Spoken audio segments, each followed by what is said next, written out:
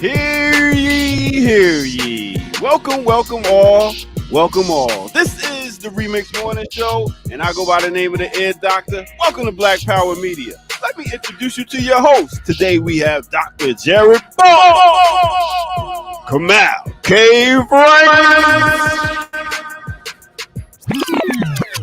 What's up, Yo, fellas? you were short about reverb, son. What's going on with that? You Cut my know, shit off.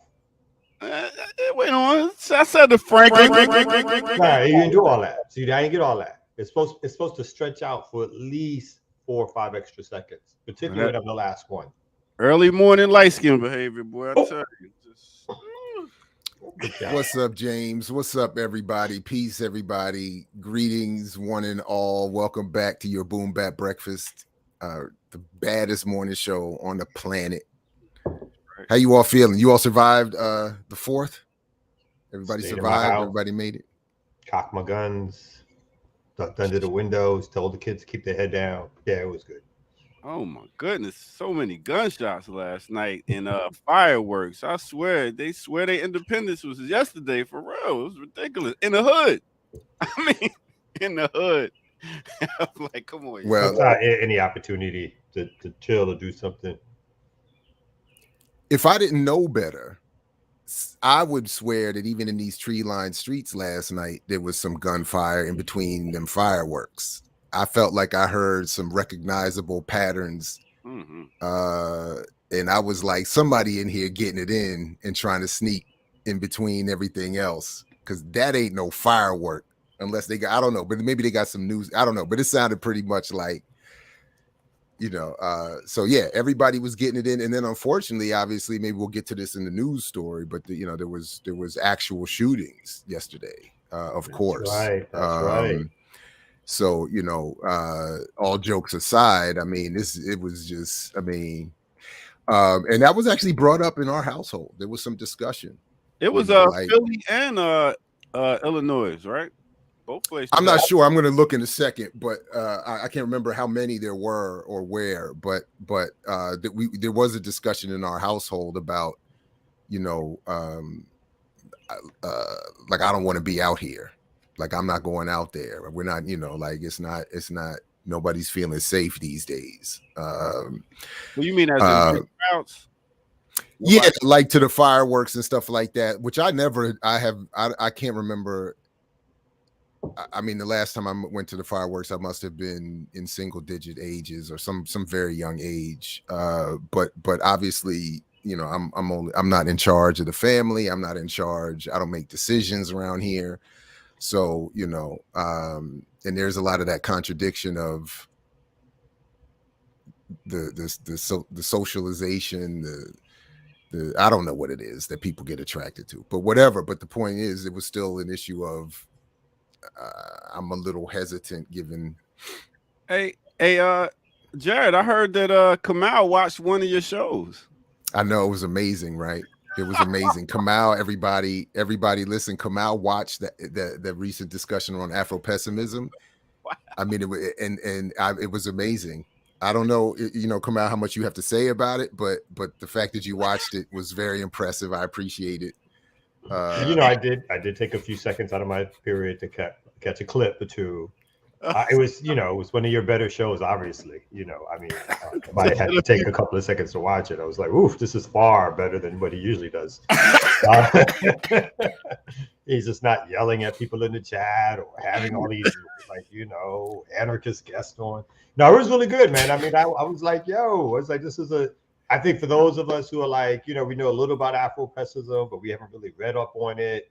I think the ways in which you guys discussed the magazine article and broke it down, which seems like, and I related it to myself, it's like that historical trend, particularly of white socialists breaking, or calling anything nationalist, either bourgeoisie, and not just white socialists, black socialists too, either calling it part of the bourgeois or black middle class device to get the masses to not understand the class struggle or nature. But you guys did great at pointing out sort of even within revolutionary nationalism or nationalism, like everything has its sides, its cliques, its different structures and formations. And There's a class analysis there too. So no, I thought it was really good. Lawrence was excellent. I thought you guys you did a great job. You know what I mean? Did you see Sundays too? I know. Now you're asking too much now. Like to support the actual platform throughout the platform is a when lot. I've done my cleaning in the past or my household cleaning, so I don't even know what y'all talking about. I watch the channel when time allows. Okay. Well, appreciate all y'all to tuning in this. But ain't nothing on Netflix, you know. Yeah. Thanks for all y'all tuning in. Sunday's Super Cat and Shaba. It was amazing. Thank you. Appreciate y'all. And I'll catch y'all on the Sundays are dope, man. The Sundays are really dope. I did all Shaba and Super Cat, yeah. So I see now I will go back and watch it though. So that's been my issue. Oh wow, that's been my issue lately. I can't. The live scheduling hasn't been working lately. But I do go back and watch, and Ear Doctor really does get it in, man. I mean, all jokes aside, his sets are dope. You know, anyway, one thing I did want to bring up this morning real quick was that I did want to share with everybody publicly is that, and encourage you all, you know, those who support this platform, please, again, continue to support in any way you can. And financially is great, obviously, but I'm thinking more specifically around algorithmic and messaging support, like share the work, click like, comment on stuff. All of these things help. Even if you click a dislike, but leave a comment, that even helps the algorithm. Don't just dislike. You got to at least leave a comment and tell us why. Right. Because seriously, so what happened the other day was got noticed that the episode of Not By Myself that we did a few weeks ago focused on Tariq Nasheed and some others was taken down, and we as a channel got a copyright strike. So initially, and to be fair, and I owe a public apology to Tariq Nasheed for all the things I thought about him in my head, thinking that it was his fault because of the way it was written in the message. But it wasn't Nasheed that did this, so I apologize at least for that to him, because I thought some pretty nasty things, to be honest, when I thought he had done it. Didn't say him, but thought him. And you know, the Robin Harris line: if Mike Tyson even thinks about whooping my ass, he better wake up and apologize. You know. But anyway, but you know, like but what happened was long because it was a long story. I had to end up, and we're still on a 90-day. First of all, I had to watch for the channel. I had to watch a 5-minute video on copyright from YouTube. Okay, I was looking to watch that because I caught it also. So I was like, "Where is this damn video at that you have to watch?" But I was offended because first of all, this is where I started actually feeling the ego about my profession. I was like. I am literally a PhD in media studies. I do not need a YouTube video, a 5-minute YouTube video on copyright. I was like, I'm offended. And I wrote that in the message to YouTube in the counterclaim that I filed. And I was like, I was like, seriously, I'm in my field of work here. But the real issue is this.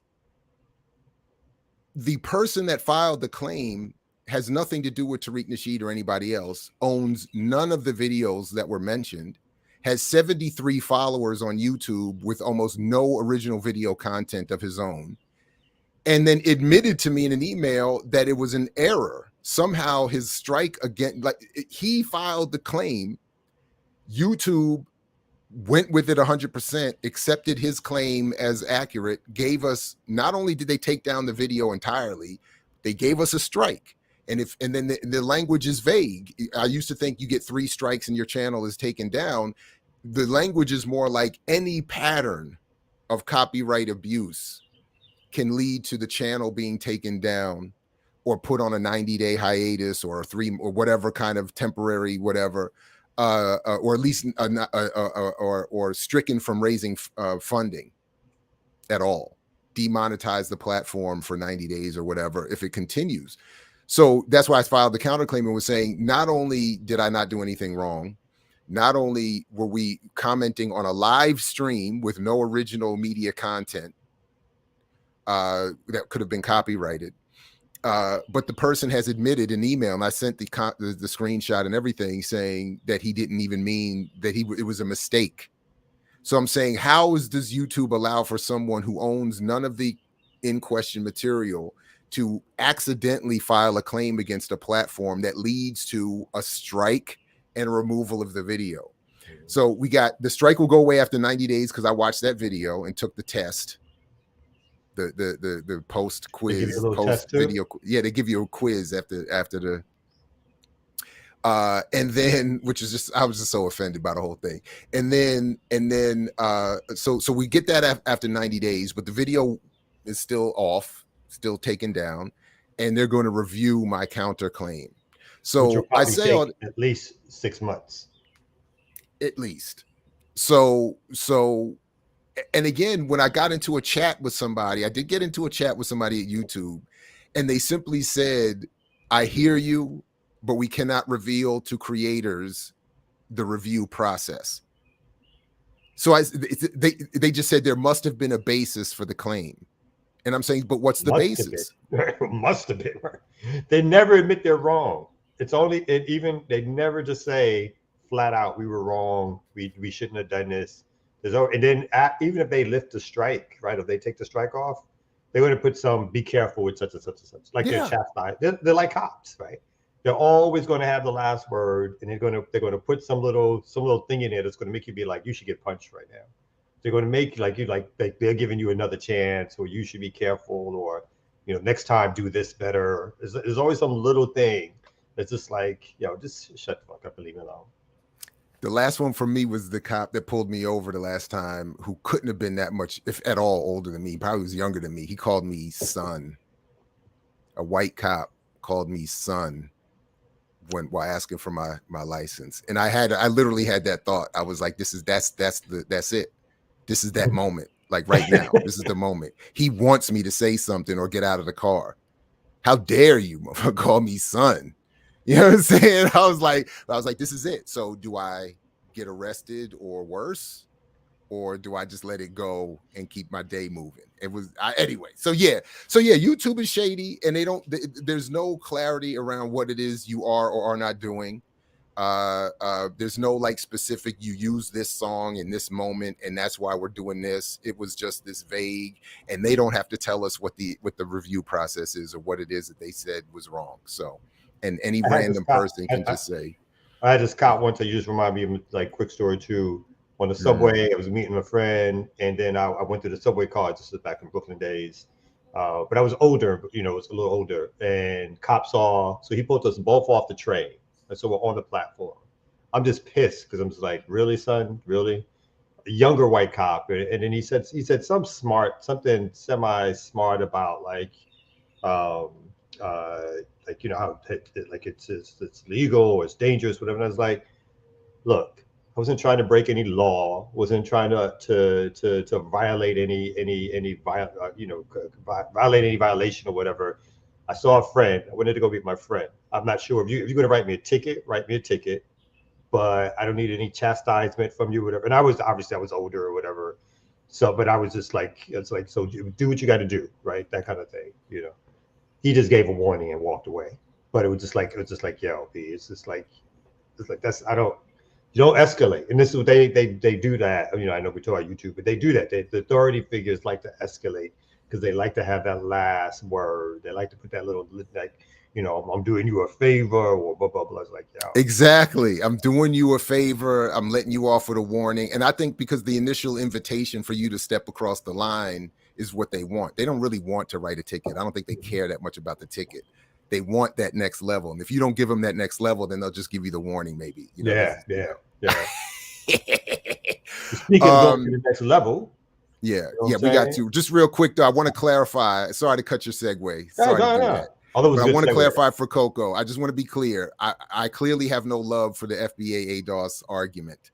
But I just want to be clear. It was not Tariq Nasheed that caused the strike. That was my initial thought, given what was the language and the video in question. So I'm not saying they are sensitive, and FBA and ADOS have their own issues with each other.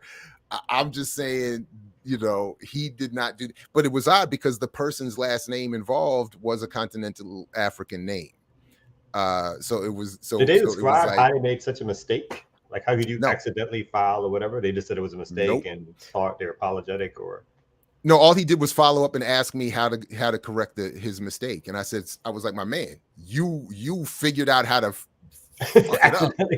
Yeah, it was like I'm sitting here all morning clicking this and watching that and reading this and chat with that. You fix it. Yeah. Anyway, it's got to be more than a one-step process. I'm assuming you had to do a couple of steps. I honestly don't know. I sent him a link to something I found and was like, hey, get busy on it. But it is what it is. So, but you're right, man. Speaking of, I forgot even how you were doing the segue. I totally messed that whole thing up. Get your ass up. Just come back here, doctor. Messing up my Hey, Jared, the cop was probably calling you son because you shine like one. You know what I mean? True. That's how you got to flip it. Yeah. Keep yourself free. You know what? Like you said, that's really their whole tactic to get you like, all right, let me see if I can emotionally get them riled up. And that's what they do. I mean, I tell my kids all the time, if you right-handed and somebody called you left-handed, what you gonna get mad? Why you gonna get mad? You know you're not left-handed. You're right-handed. They call you a nigga. You a nigga? No, you're not. They call you a bitch. You know you're not a bitch. Don't get mad. Smack him with the right hand. Smack him with the hand. I told you I was right-handed. It's like, I'm just playing. Man. You're right here, doc. Yeah, man. You know, you can't let these people control you with your emotions. Sure. Anyway, so let's go ahead and get right to our first break right here on the Remix Morning Show. What button am I pushing? This one. Bam! Let's get it.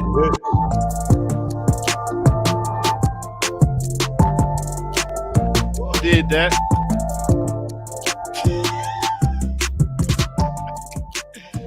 Where I tell you, when it comes down to us doing production.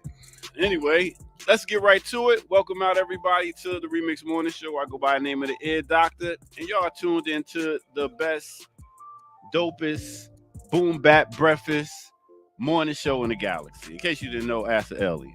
Anyway, let's talk about you hitting that like button if you haven't already, and go ahead and hit that subscribe button if you have not done that also.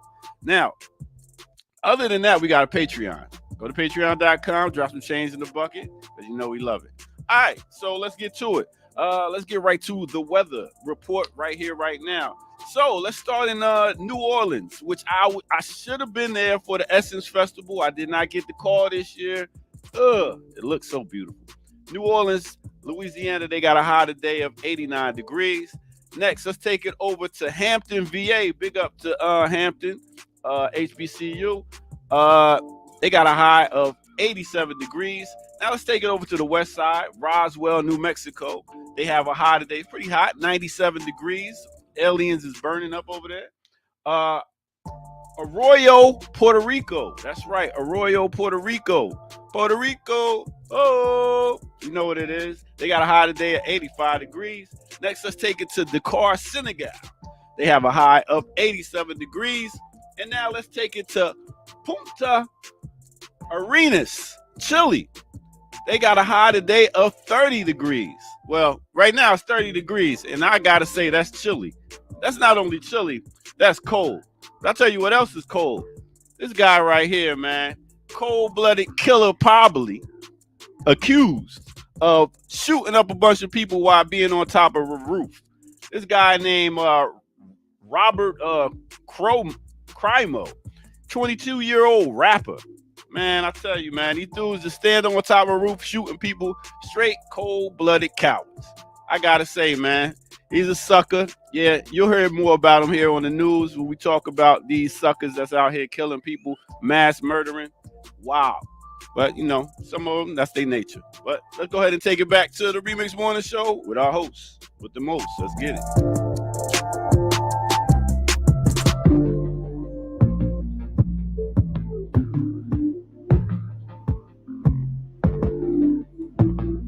Well, who is that? Is that Jackie Luke? What up, though? What up, though? New drip fresh off the street of Philly. I loved your little social media thing. She said she was outside gardening, blasting Frederick Douglass. What is your 4th of July? Yeah, I saw that too. My neighbors were like looking out the window, like, again? What, she at it again? Damn it. Oh. Then after I had Fred, my neighbors. it was We had our neighbors Fidel thinking in they had to call Harlem. them. My bad. What did you do, Jared? I was saying we had our neighbors thinking they had to call La Migra. We was rocking that salsa so hard yesterday, boy. On 100, had that Hector Lavoe cranked up to 100 yesterday, boy. Doing my little two-step in the. I know folks around here was like, "Oh my God, the people that cut our lawns have invaded." The neighborhood. Exactly. Here goes the neighborhood. They supposed to only be here to cut the lawn and pick up the trash. And they moved in, having parties. That's true. There's something, and they never get to play the radio. Like, you know, like when you do your work outside, or sometimes you can throw your music on. You never see the landscapers like throw their music on in the suburbs. It's like they know there's That's like either true. some unwritten code that like they know not to do it kind of shit. Shit, the Yeah, shit is it's- probably it's- written. mhm. It's probably Oh, on probably the is front written. page. Yeah, Be there quiet. probably have been complaints. Mhm. Shut up and work. Yo, real quick about this white boy rapper that did the talk. They saying probably did the shooting. I mean, he put up a video showing him, you know, stick men of shooting people, saying this is my destiny. I mean, it's like people are Magnum PI. They own investigators putting forth what they doing to the world and getting caught. It's just like the hip hop police came back in the day. Now they just straight up looking on your social media and finding out what you doing and what you did and using it against you. It's wild out here. I want to say that, man. I holler at y'all. Well, these later. cats are obviously deranged enough where they want to. Like part of them is Yeah. for some reason or other they think this is a way to get celebrity. Yeah. To some, it's Yeah, part I of the mean- crazy celebrity culture, right? It's like, oh, I want to get noticed, and even doing the most outrageous thing in the world that I could do that's going to cause mass suffering and hurt and so forth. I want to get noticed. So, you know. In the words of Fred Yeah. Sanford, big dummy.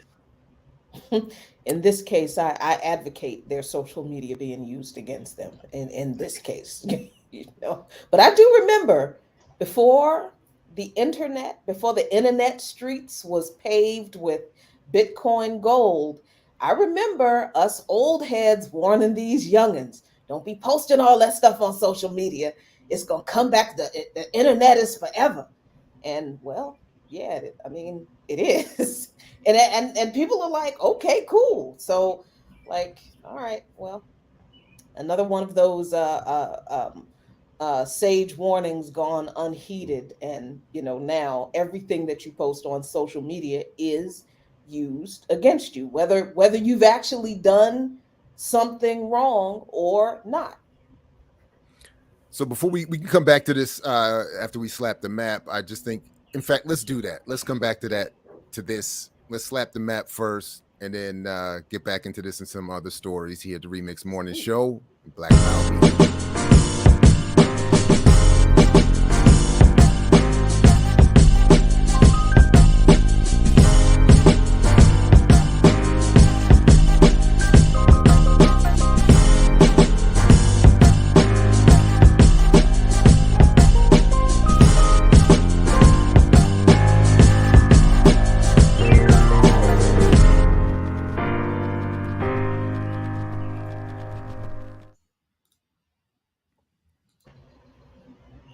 Right on. As we come back to the Remix Morning Show, your boom bap breakfast, and get into some map slapping news as we've already started to discuss.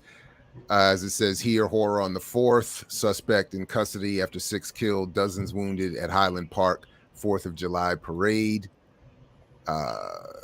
Robert E. Lee, right? That was the first thing I thought. Robert E. Bobby Crimo the Third. Crimo, is that really how you say it? Is it really that on the nose with it? Has taken into custody without incident, and I love that part too. All these white folks can somehow have all the guns in the world, Crimo, and do all the shooting in the world, and there's so many of them seem to be taken into custody without incident. after being spotted by North Chicago police more than 8 hours after firing a high-powered rifle from a rooftop onto a crowd attending Highland Park's 4th of July parade, killing 6 people and wounding dozens in one of the worst mass shootings in Illinois history. A gunman suspected of causing the carnage was pulled over peacefully on US 41 in Lake Forest. So even Black people not suspected of a crime, certainly at this level, can't survive a routine traffic stop. But someone who is at this level of criminality can somehow be peaceably pulled over. Anyway, so the contradictions there, all I would want to say, in addition to Jackie, what you had said in the opening segment, is that, just related to this, is that if you add on to an already existing set of traumas, this new media environment that does encourage that people find themselves and identify themselves as their online experience or persona, I think it is a logical conclusion to think that people would want to be self-snitching and sharing as much as they can, because they're already traumatized for other reasons. Add to it this media environment, which does not help and just adds to it, exacerbates the situation. And of course, it's logical that you would go from I want to kill people to I want to kill people on a live stream, or chart my descent into madness on my social media. Anyway, so, but that I think Ear Doctor mentioned there may have been another of these. I'm not aware if there was another of these mass shootings yesterday, but anyway, people began driving by the Highland police station and expressing their thoughts of thank you, sorry, to the police. Anyway, that's just another added little twist of the knife. This guy took his time, climbed up on a roof to just like pick people off. I mean, it's and so there's not and as much attention as this has gotten, it hasn't gotten as much attention as some of the more recent mass shootings because the numbers were lower, right? Or now people are just so now that they're having back to back to back to back. Now it's no longer the type of thing that's going to garner any attention for any changes in terms of. Again, I still think there's something to be said about regulating, particularly things like AKs and the rest of it. But this is not going to gain any attention towards that. It's just like, hey, this is life in America. You just got to deal with. Hey, guess what? Today 9 people got shot, 12 people got killed. Like, all right, shrug your shoulders and keep on moving. What's the sports scores? Yeah, and I think the other part of this is, even though this dude is white, the fact that he's identified as a rapper, it throws the whole, violent rap lyrics, and they said that he's a gang member, and then the criminality that comes along, or that they try to add to or place onto rap music, which doesn't impact white people when law enforcement goes after that kind of thing. It impacts us, So I just think it's very weird. I don't know what it means that this particular dude just happens to be white, but I did notice that he was identified as a rapper and a gang member. And in the minds of most Americans, that means Black folks, especially when you're talking about Chicago. So, whatever kind of restrictions or additional policing of social media happens, it's going to impact us, as it always does, because in this country, the media, it makes sure that criminality is connected with Black people, even if the face of the crime, the actual person who committed the crime, is white. So I just thought that was really, really interesting. Yeah, and I'm like, rapper. I'm like, I mean, if I mow my lawn on the weekends, does it make me a landscaper? I mean, how does he get labeled as a rapper or some shit? Like, who? Because you would become if the goal is to turn you into some sort of gang member, then yeah, your weekend lawn mowing would be turned into landscaping with connections to MS-13 and some other Pablo Escobar like group, you know, like that's absolutely what they would do. Mm-hmm. So yeah, they did this whole thing of him being a wannabe rapper and the, you know, the tattoos and all this other kind of stuff. You know, I'm sure is not gonna. An ear doctor is saying he is part of hip hop culture. I hope that was a joke.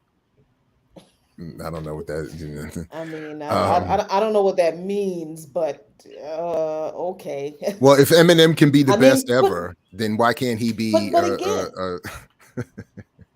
yeah, but I mean, but again, there is for people who hear hip hop culture, they think black people.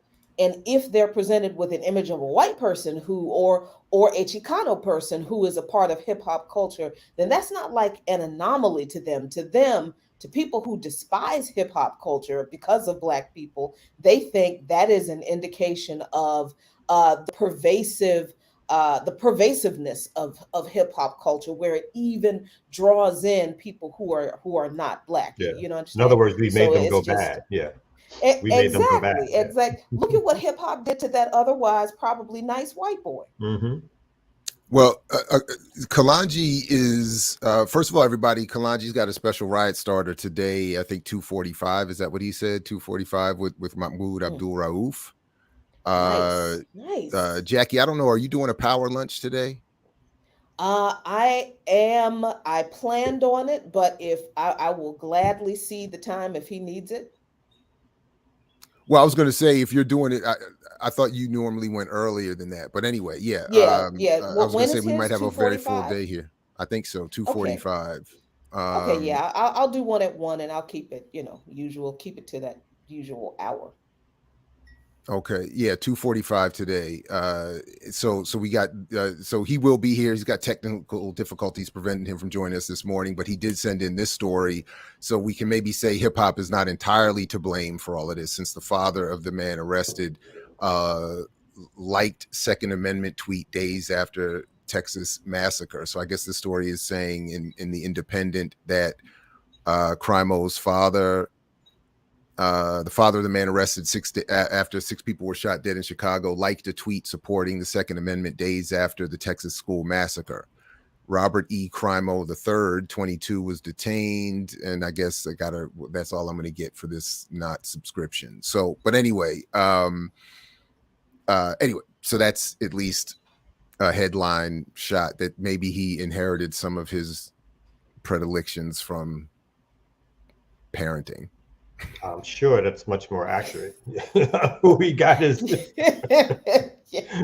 But I think that's like an example. But I think like that's an example of what I was saying earlier about how social media. It doesn't matter what your social media presence is, will be picked up and used against you. So the guy liked a tweet. I mean, okay, he liked if the story is accurate, he literally liked a tweet about the Second Amendment after the Uvalde shooting. Okay, how does that indict him? Now, of course, we can question the timing of liking such a tweet after that particular shooting. But does that mean the guy his father is like, a crazed gun nut? I don't think liking a tweet indicates that, because if it does, if that's the conclusion we come to because of this one tweet he liked, then dear God, what do the tweets I like say about me? Well, I can tell you what they say about me. I'm a radical because you say it on the mic. Ass chick. I just say it on the mic. That's not so. I just make it easy for you. But you see what I mean? It's like people that. Why is there a whole article about his father liking one tweet? Because not only do we have this social media space where everybody feels they need to get noticed, we have a media space where everything and anything can become a story or leads to or points to an aha moment that someone is breaking. I mean, I think as I'm always like a little either I won't say taken aback, but like even feel sorry for sometimes people get captured in a photo with somebody, and then they put that photo of them with that person, and then sometimes there's this whole story around aha, So if they're standing with that person, then they must also be whatever like that. You know how many people you may take a photo with, or they'll take a photo where you have a certain look on, and then it's supposed to be some look of like this person shows their evil side or something like that. It's like could have been just a bad shot. You could have just caught him at a bad moment. Be careful. Yeah, But but all that stuff that gets led to is like it gets in the media environment of like this is somehow a capturing of your character at a certain moment and gets used again. Really, they don't care what the truth is. They don't care if you were, you were sneezing at the same time the camera went off and somebody decided to post a picture anyway. All they care about is they can make some small connection, accurate or not, and you get to click on it, right? So, yeah. But the flip side of that is and shout out to all those who have consciously avoided being pictured with others for that exact same reason. So like, there is the well, I'm just having a memory. I think I shared it here. I'll save the details for another time, but I was in a meeting with a group of people and I had actually in that meeting called out somebody's fraudulent behavior. And then after the meeting, they were all like, come on, let's all gather for a photo. And I was like, nah. And they were like, come on, Jared. I was like, nah, that's my whole point. I'm trying to draw a line between me and him and all of that. And now you all want us to hug up and be in a group photo together. I was like, nah. And thankfully, that worked. I think that worked out. Because, well, that's different if you know already somebody is. But that's what I'm saying. A lot of times people take pictures without knowing that, it's like years later. Even years later, it comes out that somebody is known for this ABCD, right? I mean, like it's like that kind of thing I'm more talking about. I'm not talking about like if you know somebody. No, I know. That's why I was saying the flip side of what you were saying is the conscious recognition that you want to be left out of something, as opposed to the unconscious you get caught up in something, which is, to your point, is very easy. Anyway, anybody want to lead us anywhere else? Or go ahead, Jackie. Go ahead. I mean, there. I see a comment here from Rob that his father's tweet does speak volumes on account of his mental instability. Said, how does liking one tweet connect to that? I don't. I think that we have relied on social media to inform us so much that we draw conclusions from things that don't actually lead there. Because I mean, it's like we're convinced that this must be what that means because I mean it's on social media, so it means that he's a terrible person, and I don't think it indicates anything about his son's mental stability. It's the man liked one tweet, according to that article. Now, if his social media is uncovered to, truly reveal a bunch of sickening, no regulations, stockpiling guns, Second Amendment type of, that kind of Second Amendment, then that's a different story. That is evidence of what he believes. But liking one tweet does not lead to all of those other consequences. And I say that as someone who is, I mean, we've been the targets of the smears of being Russian agents and Russian misinformation and disinformation since 2016 because of where we work, because of the journalism we do. I'll be doggone, even if the guy is a complete monster, I'm not going to sit here and advocate for people judging, being the judge and jury on a person's character because they liked one tweet. That's not the standard, I don't think. And if we I can agree go, with that. I wanted to go quickly to, we didn't cover this, but of course this news broke about the killing of Jalen Walker. And I just wanted to do the juxtaposition just because Jared mentioned something that should be obvious to everybody. Is like, so last week, Akron police shot Jalen Walker at least 60 times. Apparently over 90 rounds were fired. They just released the, which I'm not going to show. They just released the video footage, the body cam footage. And again, this was supposedly a simple traffic stop. He wasn't accused of anything. They weren't looking for a someone mass who did shooter. Yeah, mass shooter, who they seem to be able to capture without any incident whatsoever in terms of that person's life. But so a hail of more than 90 bullets fired by police at Jalen Walker early last week Monday. It sounds like a whole brick of fireworks going off in what attorney Bobby DiCillo described as an unbelievable scene. And you see here the picture of the attorney holding up the picture of the young man who was killed. And so the big part of the story now is that the police have released a body cam image. And again, I don't think it actually shows the killing, but you can, to my knowledge, at least so far, I've not watched the video, but that's what I've read about some of the news reports. This is a picture of him and his mother and his sister before. And a couple of things that were after the shooting, of course, or after when the media started coming out.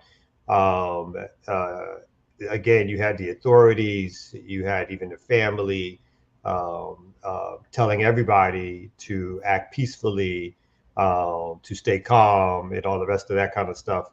And this is and the reaction is now growing in Akron. But I think the first reaction was not what we've had over the last few years, where like people are probably just worn out of feeling like nothing's going to happen anyway, of immediate people taking to the streets as we had in the George Floyd. And that might be because there's not a video connected to this case that was released right away. So it's a situation that's ongoing. But again, 60 shots hit somebody by the police, someone who, as they were running, apparently was unarmed and running from the police, was shot 60 times. You know what I would be interested in seeing, since we're talking about social media. The media seems to be able to find family members, the social media likes and posts of family members who people who committed these gun crimes. How come we don't get that from the cops who do this? That's what I'd be interested in to see. If we're going to be interrogating people's social media content and connecting what they post and like on social media to their mental state, I want to see what these cops, all of them involved in these kinds of incidents, how come the media doesn't ever really go after these cops and publish their social media likes? And because if they did, I think we would find that they all have a pretty clear hatred for Black people, pretty generally. That's clearly not a problem. That's just clearly not a problem. Again, the evidence is not the issue. It's a matter of political will, and we don't have enough of it well organized to impose it on everybody else. So it's I don't even that's just crazy, and it's perfect, Kamal. Thank you for bringing that up. The perfect juxtaposition to crimo, which still sounds like an SNL parody name. Yeah, it's like a, I don't know, maybe that, I don't know. Anyway, I was going to say that's his rap name, but that's his family name, and that's maybe even more appropriate. Like it's a anyway.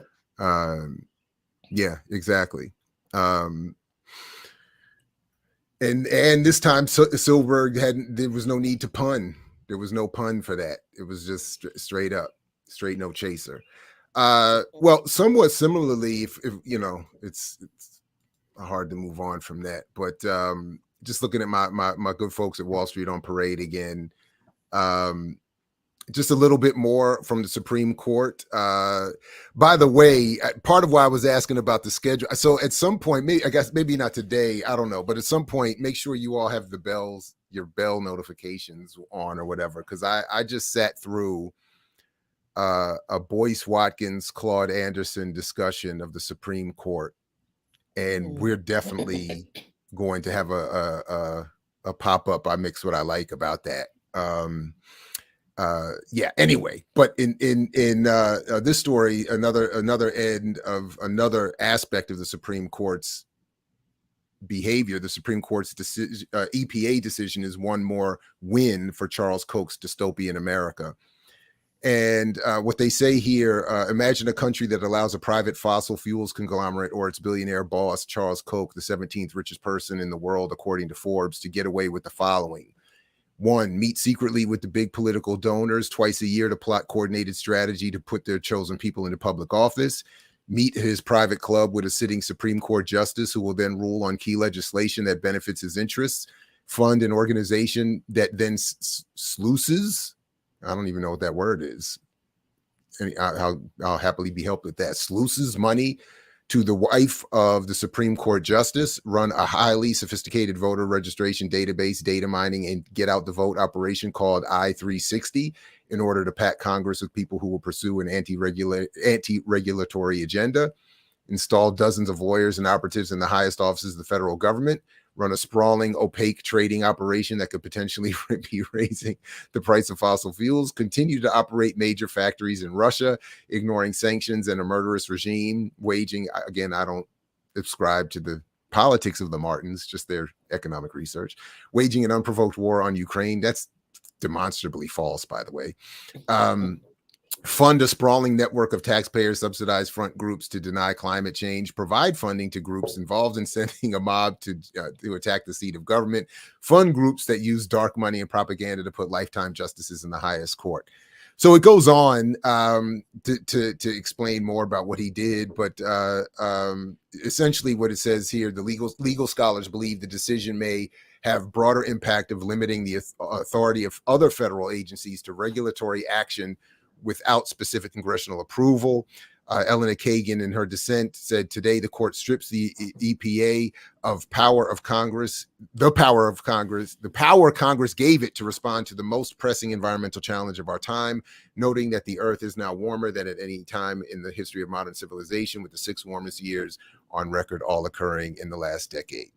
So just more of the political economy of the U.S. and how we end up with what was ruled in the 2014 Princeton study, an oligarchy, not a democracy, because even if 80% of the country wants it, if they don't have the support of the ruling elite, Congress can't move in their direction. So what's amazing about this decision too, the Supreme Court, which supposedly is trying to be precise in its rulings or offer some preciseness. So when we look at the Second Amendment, which is very vague on private ownership of guns, it does not specifically say anything about citizens having the right to privately own handguns. It talks about the right of a militia, right? But yet that's been interpreted by the Supreme Court to mean that everybody and anybody has a right to private ownership of weapons. Now, when we look at the story about the EPA, basically what they were saying is that unless Congress specifically gives a government agency the right to regulate, that agency cannot regulate. So it means that if something new happens around carbon emissions or something else like that, the Congress now has to go back, meet, agree, pass basically a law or resolution that specifically gives the agency the right to regulate on something, which is never not going to happen at this particular stage because of the disagreements amongst congressional members, all the other stuff that the article brought up around who gets paid off for to have these congressional people in these seats. So here, in this particular case, that kind of preciseness is needed. But when it's something that's obvious that the right-wing Supreme Court approves of, or that the court approves of, it finds a justification, which again was never flatly stated anywhere around what the Second Amendment says. So this is obviously, as people have now finally, maybe more so, come to realize, so like the court is nothing but a political court, and always has been, even when it's made decisions that I'd agree with, right? It's about the political interpretation of people. It's not about some written document that bestows all this language of liberty and justice and guides us anywhere. It's what it is. It's like, okay, you put people who have certain belief systems, they obviously are going to try to come up with rationales that give that belief system life. And if they don't, then they're going to do the opposite. And so this is strictly a political office, a political machinery that now has a supermajority right wing court to basically put in laws and stipulate, well, not laws, but to put forth opinions, which are now going to regulate all of us, whether or not, again, those folks are way behind the times in terms of what other people are saying our rights should be and what rights we should have. Sorry, go ahead, Jackie. Yep, go ahead. No, I just wanted to ask the piece about Congress needing to pass a law to give the EPA the power to regulate these kinds of emissions. I seem to recall during the Obama administration that magical 2-year period where there was a supermajority in Congress, and all of this could have been taken care of. All of this, codifying Roe versus Wade, ensuring voting rights were protected 2 whole years. Employee Free Choice Act. Is it me, or was I expecting too much? But Jackie, you are expecting too much, and now you have to come back and vote for them again. Yeah, no. Because now they're going to actually do it. Now they're going to stand up. So I'm glad that was actually I'm very glad you again highlighted that. And I'm very glad I'm very proud of the platform in general. Throughout our platform, it has been restated over and over again that while the Democrats are now trying to remind everybody or reclaim or rebrand themselves as the opposition, they have had ample opportunity to make all of these issues moot and have not done so. So to come back now is entirely overly fraudulent. Anyway, so yeah, that was it. There was something else, but I'm sure I don't remember. Yeah, Jackie, let's get to you got another story. Let's you know what? In fact, we should probably hold it. I think the ear doctor is about to get busy. Let's not rush through it. Yeah. Let's save that. Oh man, I didn't even get a chance to come up with a better transition. My bad, man. Yeah, I was gonna say, after you stepped on my grate. I've been off today. Hey, speaking of transitions, for the members only, I just dropped DJ tips, and one of the DJ tips I'll be talking about is transitions. So for our members, go check that out. If you ain't a member, become one so you can check out. Where the super chats at? Huh? Where the super chats today? I don't see no super chats today. What's going on with that? Everybody I guess nobody wanted to pay to drink and ate it up yesterday. everybody was, it's PTSD from the 4th. That's how I'm blaming my off day. I expect a couple of tips, $2 here, $5 there. I want to see it rolling like before. I honestly think I got some tips on Sundays. I ain't gonna front. Big up to all those who tipped out on Sunday. Word. No, I think the tip jar is going to be empty today because everybody barbecued and drank it up yesterday. That's what I think it is. We got to wait. Recession, we got to wait for the next paycheck. Come on, people. It's the trauma, man. People say we get together for family, but people get together to survive the trauma of these folks celebrating this non-independence. And shout out to Gerald Horne for reminding us that they were trying to independently preserve their right to engage in slavery. And shout out to Gerald Horne for being on a television, a radio program on WPFW on the 4th, which I swear, Dr. Horne classes up every outlet he's on, but particularly that one. With our favorite Dr. Greg Carr, and they were talking about voting. Jared, so if you have not checked it out, I'll send you the link. I did. And there was one little moment in their dialogue where they talk about Tulsa and the violence of whites, and they keep leaving it at that was the reason Tulsa ended. And I really wish that they would tune in to Black Myths podcast and to beneath that my own little contributions to that argument. But other than that, And yes, people should He's go like, let me lead revisit with that. that. Let me lead with the petty. But other than that, I gave all the praise first, and I was Well, about you to didn't give a lot of sandwich praise. it. You didn't give a I lot was of about to praise. sandwich it. There wasn't I was like a doing lot of a That was praise. all the communist praise sandwich. that was on that There mess. wasn't no praise on Dr. that. Horn. There was no praise. You led with the petty, and then you said, other than that. I'm not quite sure if that's the praise. I said they did. I said it. Is that the praise? Anyway, Is that how you get praise? stop it. Lucy, Solid. help. There are demonstration organizations coming Oh, together wait, to like pressure to Colin. codify Roe v. Wade. Is that actually moot? Good. I honestly don't know. I'm not clear on the question, but thanks, Lucy, for the super chat. If anybody, I'm not. Well, if Are there I do understand it correctly, no, it's not. I mean, that's what we're left with, right? We're always left with organizing and being in the streets as a way to puncture through some things and as a way just to start thinking about alternative institutions. So, as stated before, we leave it to the Democrats and we're dead. So let's not do that. And thank you for the super chat, Lucy, for responding. Yeah.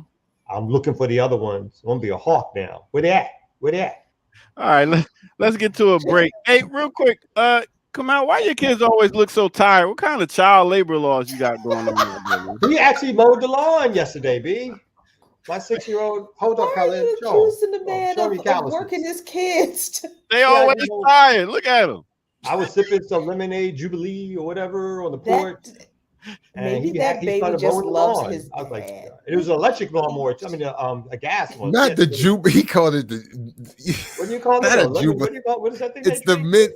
That's the slave owner drink. That's the mint. I was being funny. Yeah, The mint. I was on the Jubilee.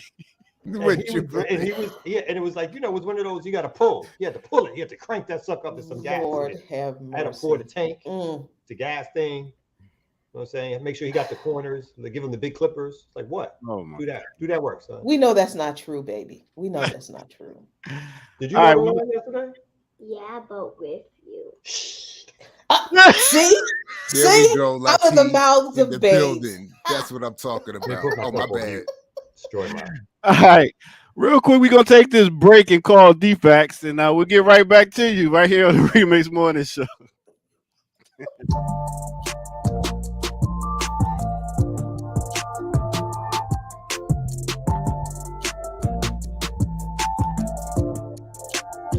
Yeah. What's good, everybody? Welcome out once again to the Remix Morning Show. What I wanted to do is right here, you see BPM in the background. Thank y'all for all y'all support. Thank all the Patreon people, all the members, all the people that tune in and tell a friend and share it and let everybody know that we are right here on Black Power Media.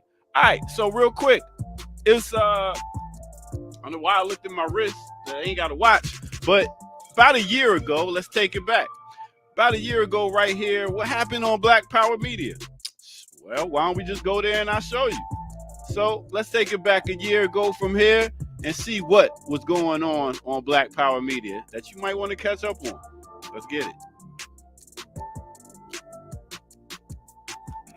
Being a musician and scholar himself, he was saying that, he thought it was a struggle. So many of us struggle apparently to just ask musicians about music. So he was saying a novel idea, if you want to learn, is to ask musicians about music. So I thought we would start there. And if we could talk with you, so I just have a broad question. I do, you refer to yourself as a musical healer, you and your family. Yeah. We've talked about your mother and grandmother a little bit and that tradition. But what is music to you, and what does it mean for you, and how do you approach what we broadly just describe as music? Yeah. Well, I think my first introduction to music was it was about like connecting, about family, it was how we communicate, how we express our love towards each other. Somebody will we could just be having a conversation and it'll be a word in the conversation that reminds us of a song or reminds us of a prayer or something like that. And then one person break out in song and the next person start harmonizing. Somebody take the bottom note, the bass line note, somebody take, and it becomes this whole orchestra, this whole choir. And we just laugh and sing. And it's not about if you sang the note right, if you was your own pitch. It was, it was just this communication of love is how we it's just how we talk to each other. There it is. That's right there was a year ago. We talked to Moo Fresh right here on the BPM special. So if you ain't checked that out, go ahead and check that out. Yeah, what about the times when music was just made out of love? It wasn't about how much money or what plaque can I get if I make this single. The good old days. Anyway, let's take it back right here on the Remix Morning Show to our hosts. All right.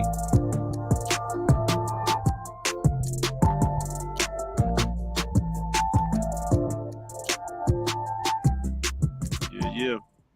Always good to see and hear from Moo Fresh. A great interview. A year ago. Mm-hmm. Wow. Crazy. I don't even seen that long. Yeah. It's been too long. Nah, it seems like it's too long ago. We need more Moo Fresh. But obviously she stays busy and good, and good. It's understandable. Mm-hmm. Look at that. Brandy ran to $10. Where's that at? Oh. Because we over-clicking each other. Happy, of course, it's a lie. I like that one. And somebody else ran 10. Did y'all put it up earlier? Yeah, we did. See, you ask and people respond. Yeah, where that money at, y'all? You as bad as a pastor, the Southern pastor sitting up there. Speaking of, y'all gotta give. Y'all gotta give to the congregation.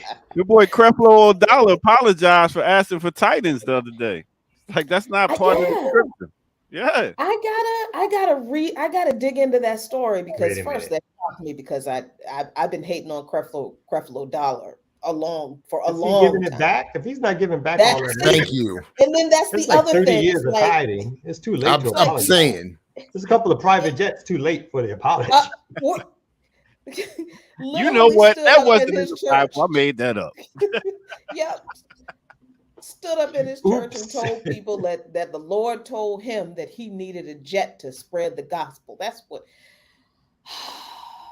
I gotta read what he said, and then I gotta see if he gives that money back. Yeah, the Lord told me the same thing. We need what? Not the private jet, but we need the private chat money or whatever y'all call it to spread the gospel, Black Power Media gospel.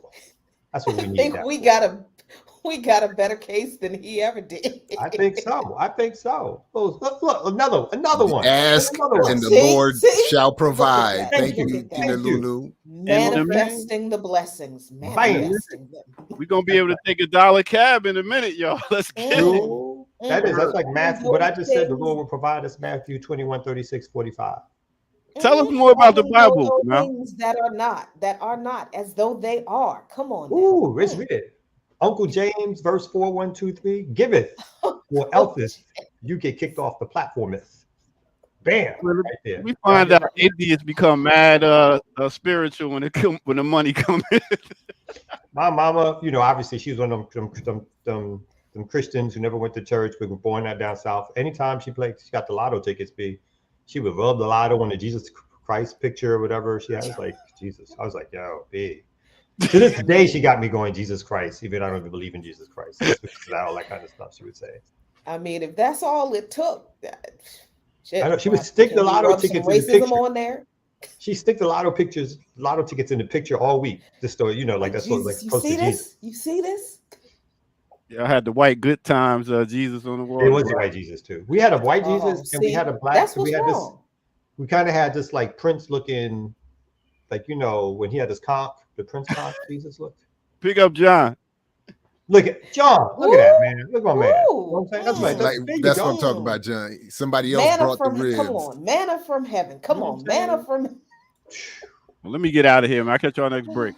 Hey, I gotta say, the vegan burger I had off the grill yesterday was the best ever. They're getting better and better at the. I was never going to front. I'm happy to be vegan, but I never would front to say that, grill for grill, pound for pound, vegan burgers better than an actual burger. But this one they get it pretty close. Thank you, Black Wookie. Although I always thought Wookiee was Really? black. I thought they was black. I think that's redundant to say black Wookiee. Yeah, I was about to I say, always aren't the they? way they treated him didn't even give him no I medal kind in of thought they Star were. Wars.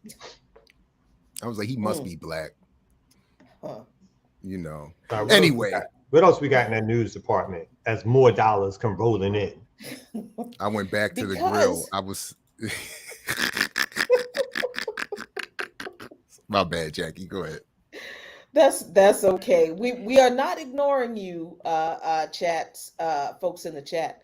And I appreciate somebody reminding me of this case, a very important development, reminding us to talk about this very important development in the case in Baltimore against Keith Davis Jr. A Baltimore judge finds a presumption of vindictiveness in the Keith Davis Jr. attempted murder case and sets a hearing on the evidence. The judge found that Marilyn Mosby, who herself was just, I think, indicted on some charges of filing false paperwork for a mortgage or something else. A judge found that Marilyn Mosby and her staff showed personal animosity toward Keith Davis Jr.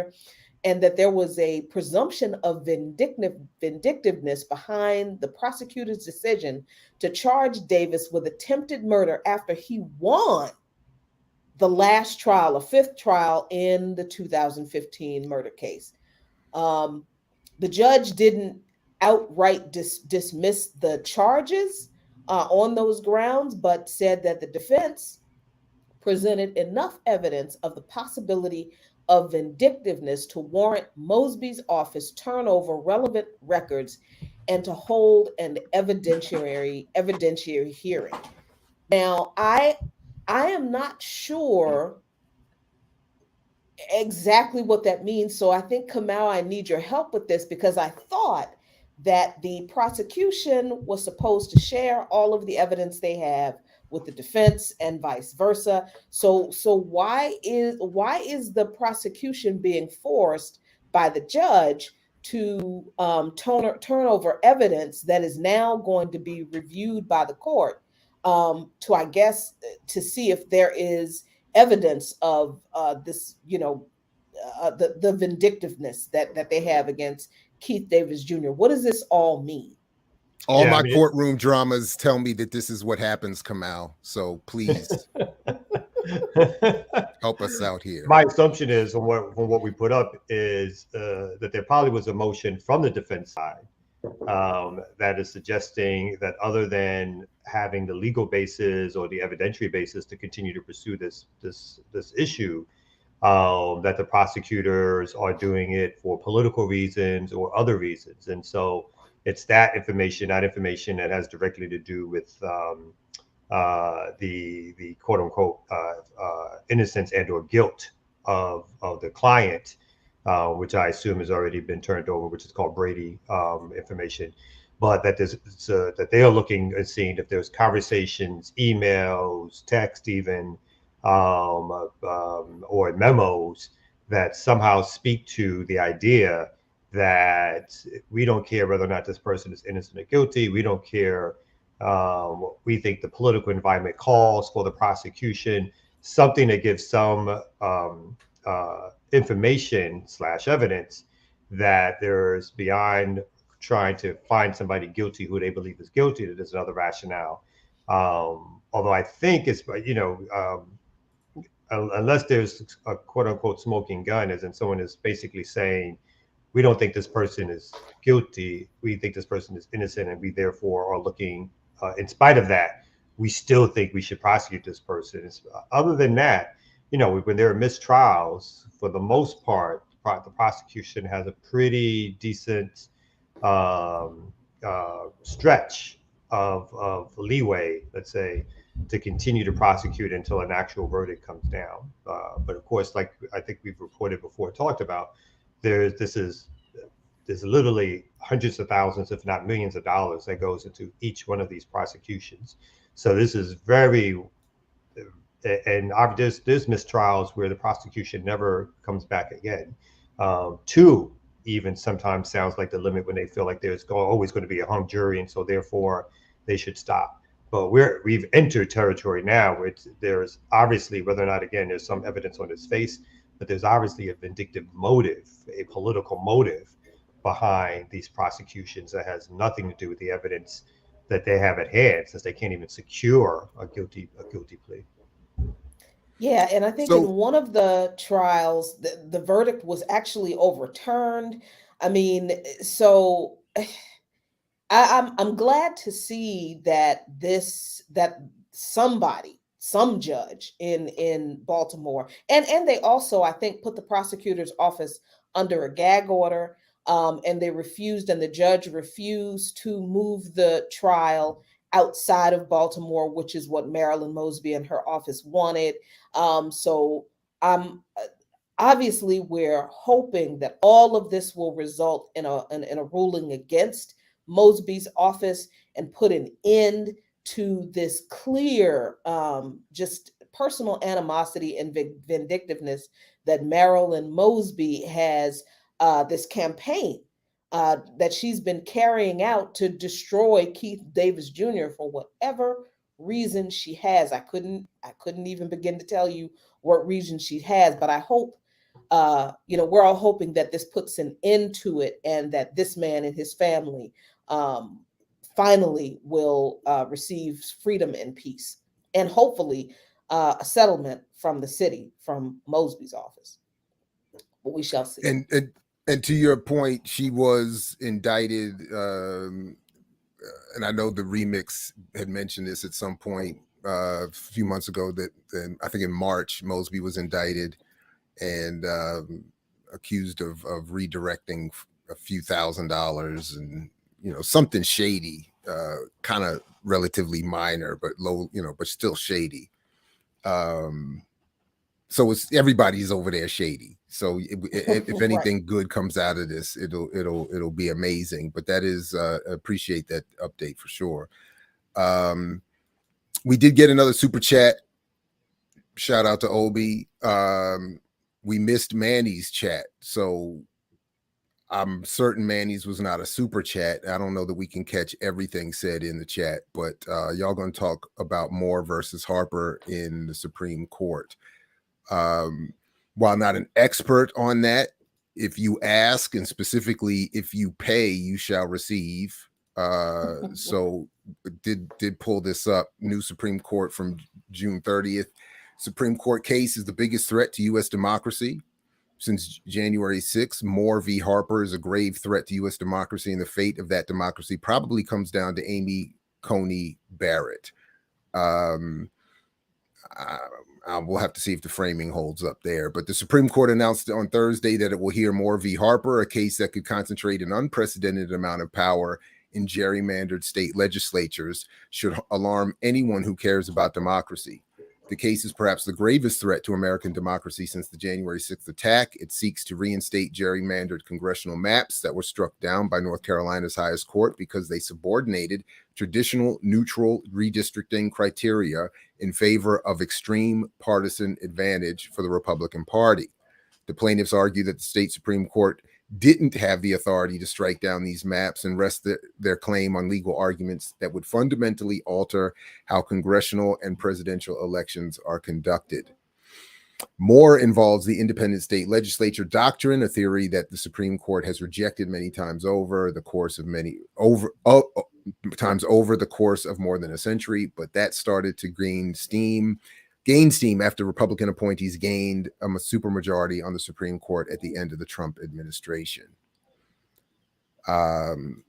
So an already perilous electoral democratic situation looks like it'll get worse. Any initial thoughts on that? I'd have to continue to get into the weeds here for my own understanding as to why they say Barrett is the linchpin upon all democracy rests, but that's at least the overview of the situation. I mean, I think this case is going to be decided by the Supreme Court, in addition to a few other gerrymandering cases that will basically destroy the Voting Rights Act, and that is exactly how they are going to decide. The Supreme Court, they are going to decide on behalf of the Republican gerrymandered maps in every case, and this is not the only one. There's also let me look. There is also a case out of Louisiana that involves gerrymandering, Adroin v. Robinson, and then there's another case. I can't remember where that's from, but it's also a gerrymandering case. And all of these cases are going to go before the Supreme Court. I think this one that we're talking about right now, the North Carolina case, goes before them first, and the the Supreme Court of North Carolina, Justice Robin Hudson, wrote in the state's Supreme Court's majority decision that blocked the use of the gerrymandered maps in North Carolina, said that today we answer this question: does our state constitution recognize that the people of this state have the power to choose those who govern us by giving each of us an equally powerful voice through our vote?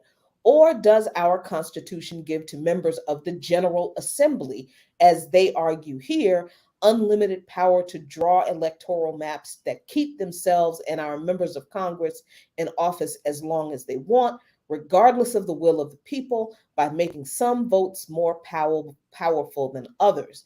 We hold that our Constitution's Declaration of Rights guarantees the equal power of each person's voice in our government through voting in elections that matter. If that were true, though, y'all, we wouldn't be having to be deciding these cases. If this country were actually a democracy, if each person in this country had the constitutional right to vote for whomever we want to represent us, and if our votes held equal amounts of power, regardless of where we are, we wouldn't be having these arguments. But the fact that one person, according to these legal experts you just mentioned, Jared, according to them, this one person, Amy Coney Barrett, could decide that question for the entire nation proves, I think, that we have never had a democracy. Never. We don't have a democracy now. There's no such thing as a democracy being eroded. No, we have never had a democracy. And I think that once again, I can't help but go back to the Obama administration. If people were really serious about preserving whatever the Supreme Court and their power is, and liberal democracy or whatever, then people should have been on Obama's behind to get Ruth Bader Ginsburg off the court and to make those recess appointments. And at least he could have, been seen as trying to preserve, the Supreme Court for legislative integrity or whatever it was. But he didn't even try. He asked nicely. Ruth Bader Ginsburg said, "Hell no, I'm not leaving," and just washed his hands and left it at that. So here we are, and I expect the Supreme Court to rule exactly how everybody else expects the Supreme Court to rule, and the Voting Rights Act will basically be invalid. Jackie, it's funny you mentioned when you referenced the debate that I had with Greg Carr. One thing that I remember is that his Carr argued that the law professor that I made reference to, Samuel Moyne, is a white conservative who I shouldn't, or no one should lean on for an assessment of the Supreme Court. But especially in light of what you just said, I think it's interesting that the reason I brought Moyne up is that Moyne argues that there should be no Supreme Court because its existence denies the democracy we claim as a society that we have, that there should be no situation where 9 or 1 judge has the kind of impact that you're describing, because in that no democratic society should want to turn over so much authority to this lifelong appointed group of people. So I just think that's interesting in terms of how I would like to see we on the supposed left respond to this and other things happening. Because again, while Bill Clinton and because to your point about Obama, I know Bill Clinton argued that one of the reasons that he couldn't do all the things he promised was because even though the Democrats at one point in his presidency had a majority, they didn't have a filibuster-proof majority in the Senate. There's always some reason. There's always some Senate, some Manchin character hanging out, some Comey Barrett character hanging out as a lone actor, preventing the goodwill of the Democrats. Which is why in that article, even that I just pulled up there, when they framed this as an issue of the Republicans benefiting from the gerrymandering, as if Democrats hadn't participated equally in creating gerrymandered districts for their own benefit and for their collective benefit of denying third and fourth and fifth parties. Anyway, it's all very frustrating. But anyway, I mean, my take on it is a couple of things. So for me, a court system that, we have majorities in this country that are obviously white majorities that are racist. And so court system helps regulate potentially, or helps interpret laws to make sure that there is protection for so-called minorities, right?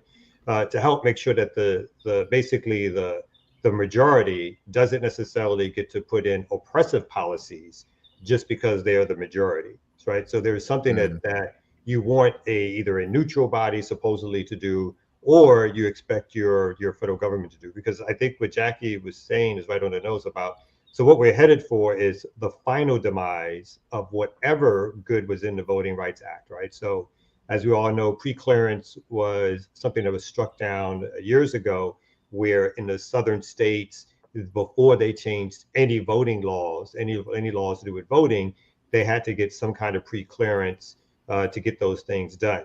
But that was stricken down, and then we had all these ID laws and changing of the different ways in which the right to vote was interpreted. And I think this is the final measure that we're coming back to, is this clear on states' rights approach to voting, and voting not only in local elections, but voting in national elections, where the states get to decide not only how the districts are formed, but the states are also deciding legislatively how their electoral vote should go in national elections at times. So again, we've never had a democracy. We've had sort of a bourgeois democracy where money interests really dominate all. And what people are doing is voting for the folks who moneyed interests, for the most part, have already chosen for us to vote for. So they've already decided that either of these candidates are acceptable to us. We poured in literally millions, if not hundreds of millions of dollars into letting you know that. And so that's why you have these choices. So we can live with either one, even if there's differences on the moneyed interest side around which one they may prefer.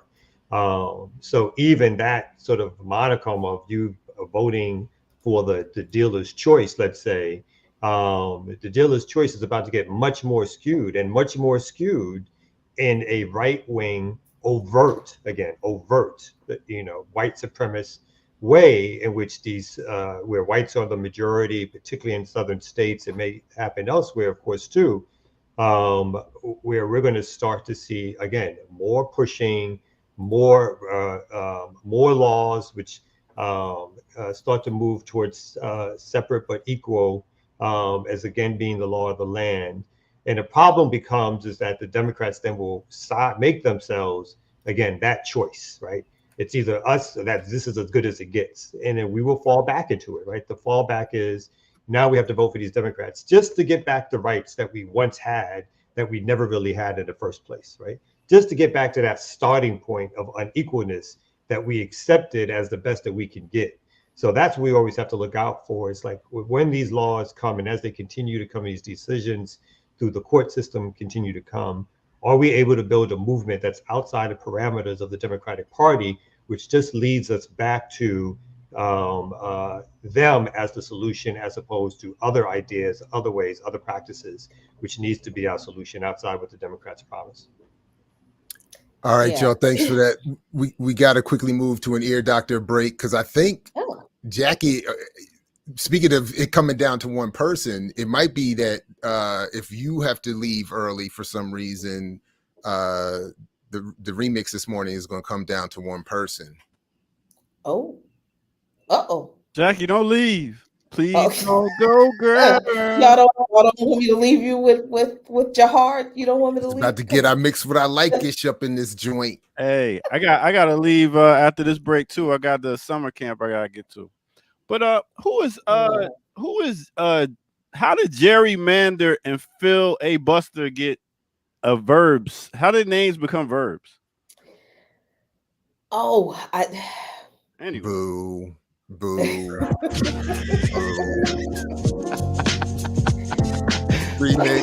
Remix morning show, y'all. Let's get it.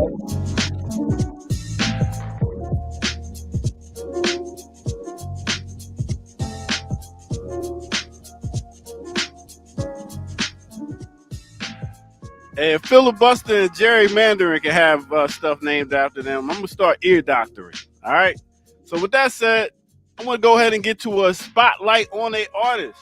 We down here in the islands, in case you didn't know, and big up to everybody. Big up to all those who tuned in Sunday for the Jamaican sound clash with two dancehall favorites. So who am I going to talk about today, since we are still down in Jamaica? No other than the one them called Dennis Brown. That's right, Dennis Brown, or Dennis Emmanuel Brown. Jamaican reggae singer. He started back in the 1960s at age 11. He recorded over 75 studio albums. That's just 75 studio albums. He's known as the guy that started the lovers rock. It's a subgenre in reggae where it's a lot of balladeering and singing and loving. You know what I'm saying? Bob Marley called him his favorite singer and called him the crown prince of reggae. Now, like I said, Dennis Brown started back when he was only 11 years old. His some of the people that he was influenced by when it came to singing was Sam Cooke, Frank Sinatra, and Dean Martin, and Nat King Cole. That's right. So with that, he got into a nightclub where his brother was doing comedy, and he got with a group and started singing with them. And he hooked up with a band leader called Byron Lee. In case y'all didn't know, a lot of Trinidadians know him as Byron Lee and the Dragonaires. He got with Byron Lee, and Byron Lee brought him on tour, and he was being looked at as the boy wonder because he was young and singing, kind of like Stevie, you know what I mean? So Stevie Wonder I'm talking about. But yeah, so he did that, and then he got and dropped some albums. One of his biggest songs was Money in My Pocket, but man just can't get no love. Y'all know I hit that note. But anyway, that is no other than Dennis Brown. He hooked up with a bunch of different legends and made some classic music. And he passed over. Well, he made his transition in the late 1990s. His health started deteriorating, and had problems with his lungs, drug addiction, mainly cocaine. And that's pretty much the man. Came out, like I said, over 75 albums, studio albums. And not even adding all the different songs and albums, he came off with compilations, live albums, DVD, video production. I mean, this man has so much music, it is ridiculous. So in case you didn't know, go check out the one and only Mind Them called Dennis Brown. All right? Right here on the Remix Morning Show.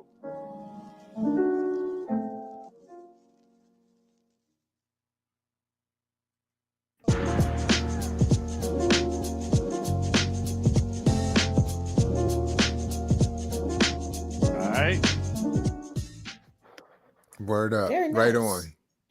Mm-hmm. Yes, indeed. Prolific.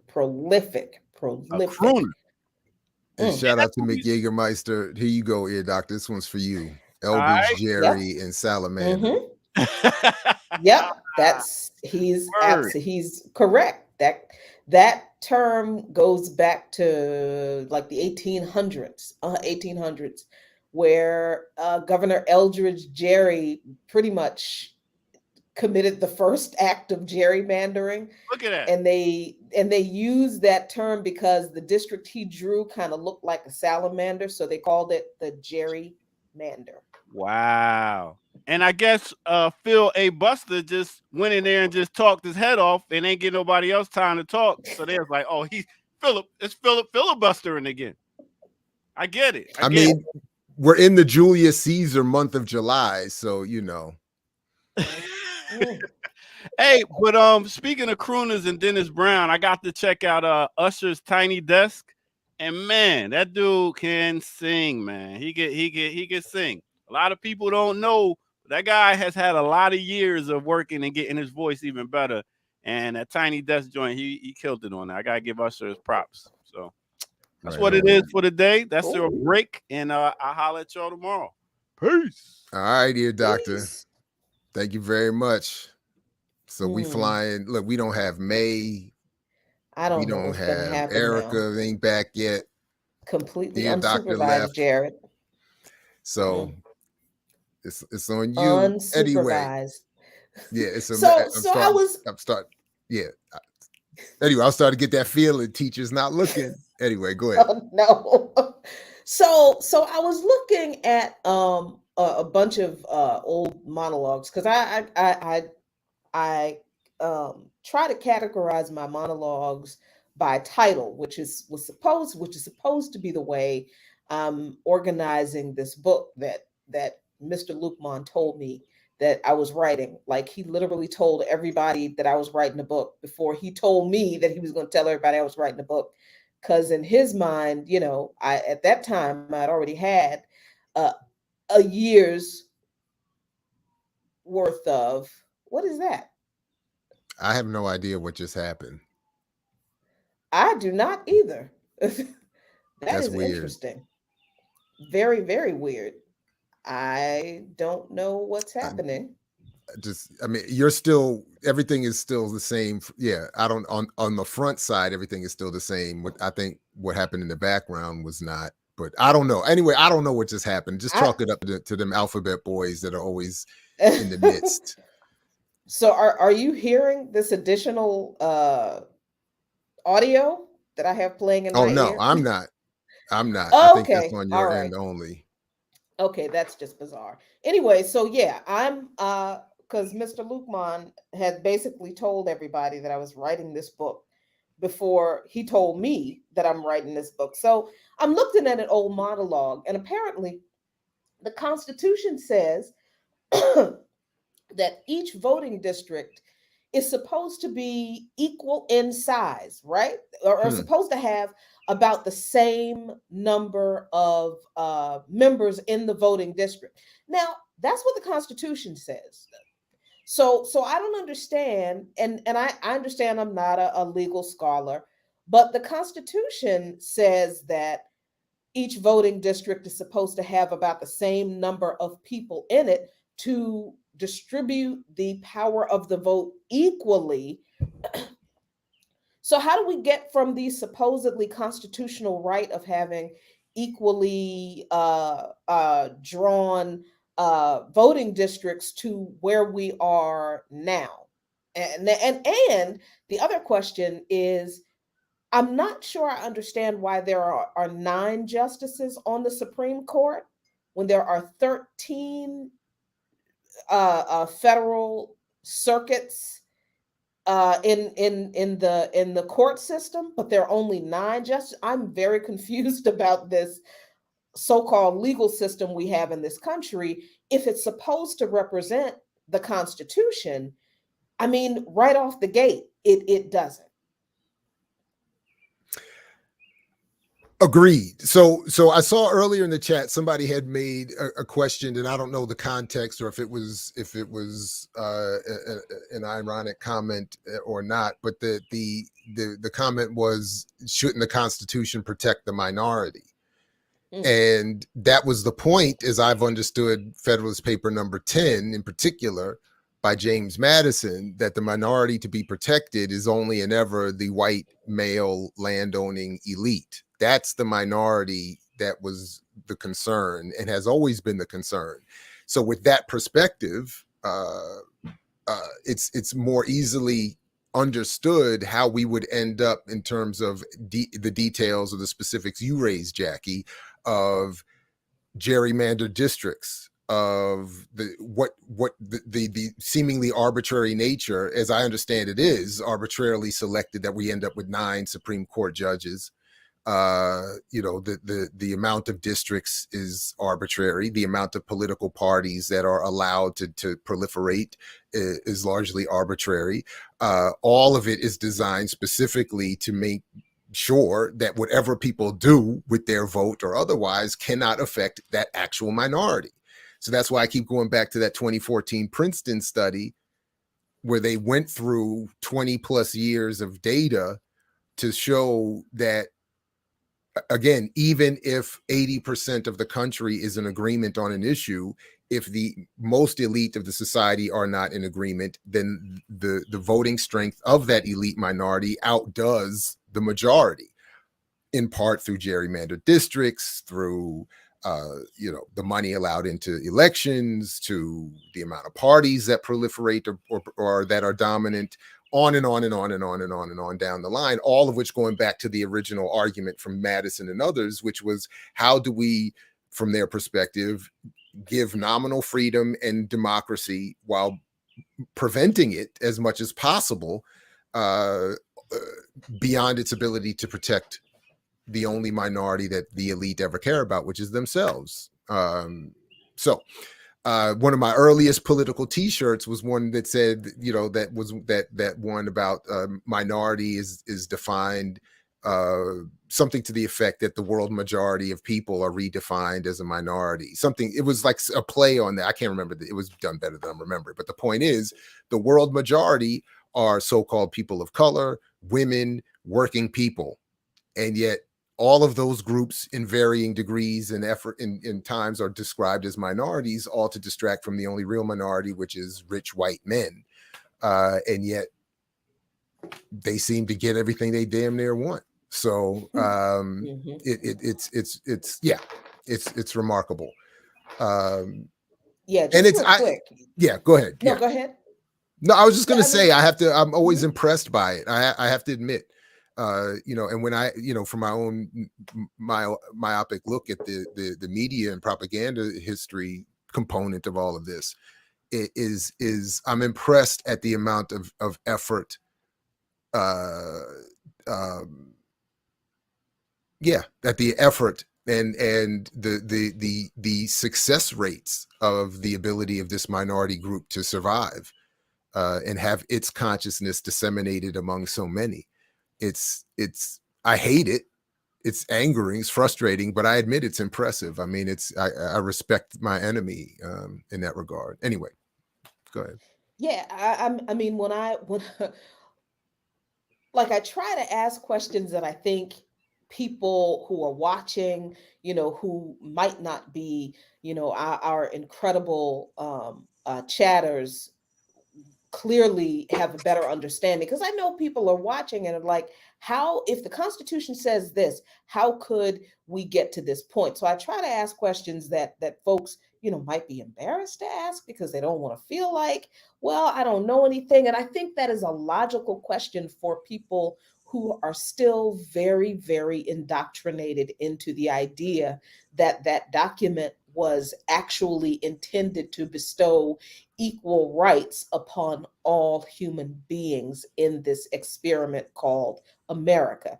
Once you understand that the people who wrote that document, and I think Dr. Horn in that program yesterday on WPFW, it's 2 hours long, but it was really, in the beginning, he does as he always does, a fantastic job of dismantling the very idea that the Constitution and the Bill of Rights actually were ever intended to apply to us. They were not.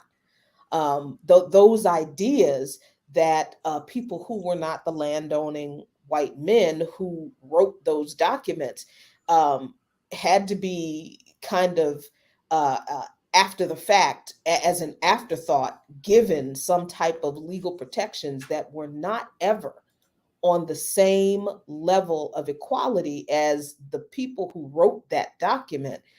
Is made, it is very clear. I mean, if it's not clear, I think in the history or in the events that we're seeing now, I mean, because if we had all these constitutional rights, it wouldn't be this easy to dismantle them. You see what I'm saying?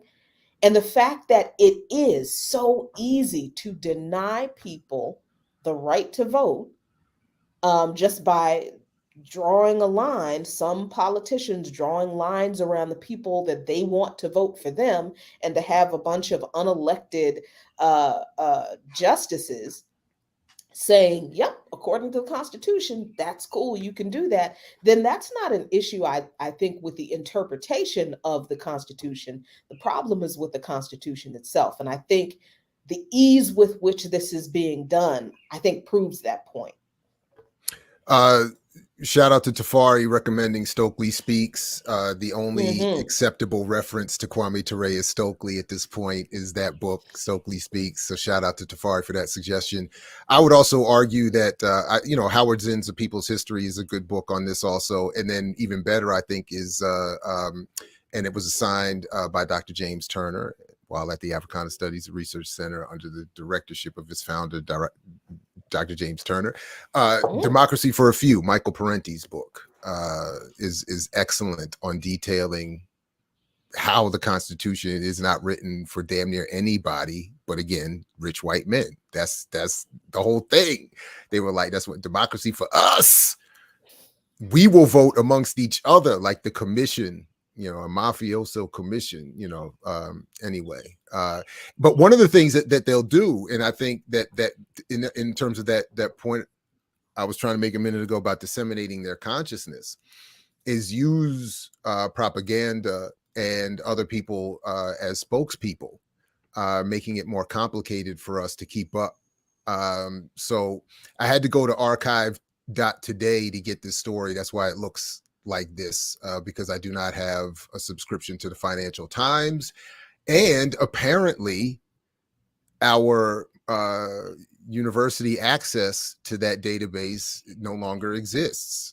We've over the last few years lost some of our access, which is just disappointing, and Financial Times is one of them. So I had to go to archive.today to get the story suggested to me, I think on Twitter, I forget who sent it, forgive me for that, by Nicole Rogers, rather, a couple hours ago. And it's about the fact that, well, where is the title? It doesn't show up. The title doesn't even show up. Anyway, but it's about Black involvement in cryptocurrencies and the impact of the crash on Black America, just extending even from my own discussion of this story. But just a little bit of an update. It says here, a quarter of Black American investors owned cryptocurrencies at the start of the year, compared with only 15% of white investors, which actually this Ariel Investments survey contradicts the earlier reporting that it was 44% of Black investors compared to 11% of white. But anyway, but many more Black investors than white investors were involved in crypto and lost a lot of money, as the overall crypto market went from 3.2 trillion last year down to 1 trillion. And Black Americans had higher exposures, left them more vulnerable, and lost a lot. But part of what this article is talking about is what attracted Black people to investing. And as they say here, it was amplified by marketing, something I know I've been arguing and trying to cover as much as possible. And they refer to a couple of people, like this brother here, who had and it was just like we talked about, through the Cash App and its easy invitation to invest in Bitcoin had at one point put in, I think, $10, and it went up to 70, and he took that as a sign and then put in all of his $20,000 savings into it, and basically lost all of it. And yet he's still buying crypto and trying to stay in the game. But the real point that I'm getting at is that not only specifically are Black people being encouraged through cryptoganda and marketing to invest, largely through people like Jatali Valentine giving a lot of space to talk about their endeavors to teach kids Black capitalism and all this other kind of stuff. Again, with the promise of wealth building, but this part of the story is where I think it gets most nuanced and complicated and most pernicious in terms of the dissemination of an elite consciousness to the rest of us. As a critic in this article of Black investors losing a lot of money in the cryptocurrency game is Naja Roberts, who we've covered here extensively as the business partner that is with Hill Harper and with Jay-Z and Jack Dorsey, getting money to having big white investment come in to invest and fund her and other endeavors to teach Black people and invite Black people into the crypto blockchain space. She is now presented here as a critic of the marketing and the success rates in bringing Black people in, and saying, as she says, is quoted here, 98% of these cryptocurrencies were not designed to do anything other than extract money from people's bank accounts, said Naja Roberts, a former financial advisor and now founder of the Cryptocurrency Education Center Crypto Blockchain Plug, which I've talked about in as much detail as I think is known at this point. And my point in, really just to bring it all back to where we start, where I intended to squeeze this in, is to say, this is a part of what makes it so difficult for Black people writ large to assess what to do in response to problems everybody is clear exist. So here comes this woman presented as the critic, who is literally one of the main reasons or part of the problem of bringing Black people into that space, and then more largely promoting this idea that Black capitalism is a solution as opposed to political power. So, I mean, this is what I mean when I say I'm impressed at their ability to do this. And I'm impressed, and I'm, you know, again, why I'm not angry, albeit sometimes frustrated, when people don't get it. That I've had to personally work for years with an intended focus without, on the built on some political education. To expect people just to come to the correct political conclusions is almost impossible, I think. So anyway, let me stop there. No, I mean, it's wild that you talked about, and I see why it is frustrating. I mean, because it is frustrating. It's very difficult to have conversations with people who you explain to them, first of all, that capitalism itself is a scam. It is not revolutionary. Black capitalism isn't any better. It is exploitative, and you're talking about selling an economic system to people who were once literal capital, and our ancestors' labor built the rest of this capital behemoth, and we received none of the benefits from it. So now we're supposed to believe that this exploitative system that was literally created off of our backs and built off of our backs is now good for us because it's in the form of this new technology. But I mean, it's frustrating enough when you cannot have conversations with people about those basic facts about capitalism itself, because people are so desperate to get the bag. I think that is a part of the larger kind of marketing, entertainment industrial complex that we see a lot of people being very susceptible to. And I think it's all connected. It doesn't have to be just cryptocurrency. Hell, it can be Mary Kay, it can be Amway, it just so happens to be crypto is the new MLM that's taken the country by storm. And of course, it's the most vulnerable people who seize on to those kind of pyramid schemes, right? Because they are get rich quick. Look at how you can have the American dream if you just A, B, and C. This in this case, it just happens to be crypto, but it's not new, right? But then the other thing I think that's even more frustrating for me is when you have someone who um, invested $20,000 in savings. Bro, you were able to save $20,000 and you put it into crypto, a pyramid scheme, and then you lost it all, which ought to be like the best cautionary tale in the world.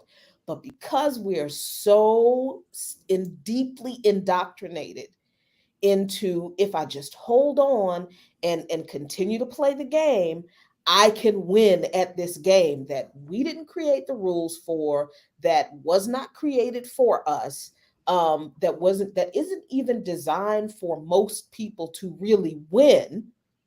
I mean, he's lost it all, but he's still willing to keep playing that game, and that's just I don't even know what to do with that. I don't when people are that emotionally invested into anything that is harmful, that has clearly already caused you harm, and you're still trying to make it work. I don't know what you want me to say. I don't I don't know. So look, as Emma and Deal with the Real have pointed out variously in the chat, these are in ways points I'm trying to echo, that people have been alienated from accurate definitions of political power, of what it would mean to be free, to be liberated, and largely because of this messaging that has been crafted for a long time and targeted specifically to do that. The only part of dealing the Real's comment I would again caution is where the inclusion of this idea that capital is necessary, is the part of the leak, that small leak in the boat that I struggle with. That I don't think we should. There's really, I think, no room for any focus on getting financial resources into the struggle. That I think should be reduced as much as possible, with an emphasis being put on people organizing politically. I think it's a shibboleth. It's part of the mythology to say that we need money. We'll never compete. You cannot raise capital in that way. Anyway, anyway, but I think that is part of the argument why we should keep discussing this after party concept, because the other part of Dealing with the Real's comment about we need our own electoral politics as we approach political power is, I think, exactly right, because even in that effort, I think the other contradictions will be made clear and can be dealt with.